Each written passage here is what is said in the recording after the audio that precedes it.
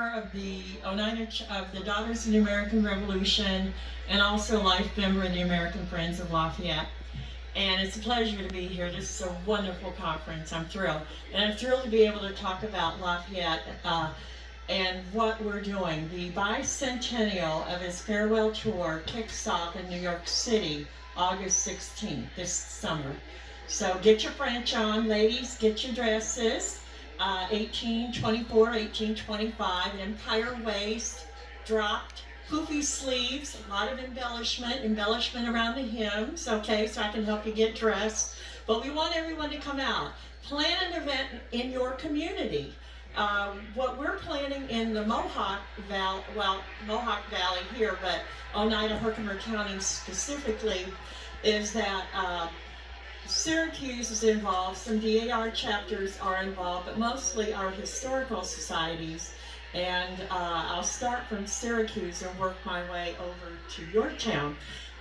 In Syracuse, we have the Onondaga County Historical Society involved, and Lisa Moore, and also Dr. Sarah French from the Comfort Tyler DAR.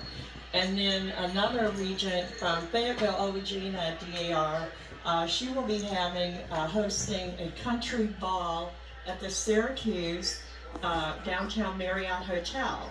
So plan to come. That will be June 8th, 2025. And Sarah French will be having a breakfast in conjunction with the Onondaga Historical Society. Later that day, on the that'll be the 9th of June for the breakfast. Later that day, we will have a real Lafayette actor coming. He will be in Rome. We will have events in Rome with Fort Stanwix chapter DAR and Bobby O'Brien from the Rome Historical Society, and Bill Sawyer, who's here at this conference at Fort Stanwix. Then he has breakfast at the home of Colonel Garrett Smith in Oriskany, and Alexis Albright, who's the museum director of Oriskany Museum. She is here, Alexis, and so she is planning that event, and he will be stopping at the Oriskany Monument.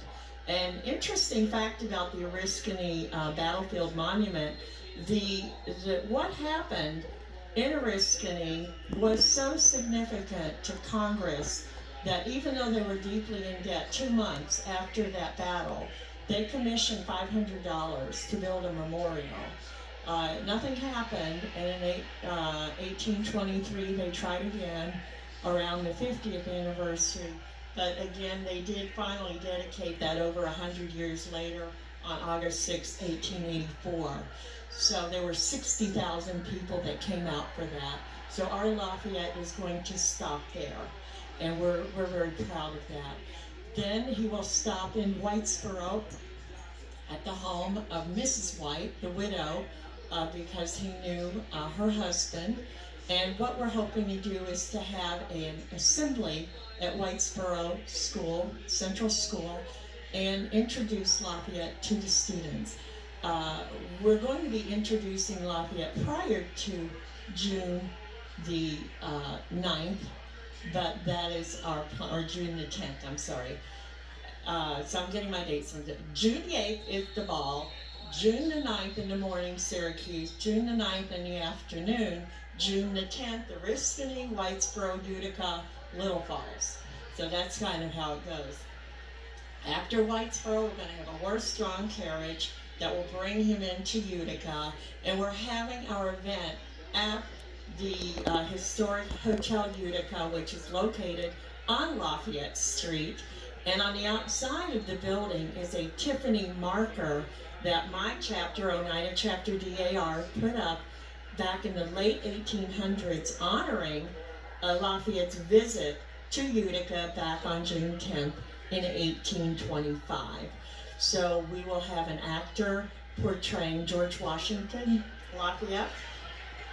We will, because he did bring his son, we will have an actress who will be playing the granddaughter of Abigail, that's one of the stops that he made, Mrs. Johnson's house.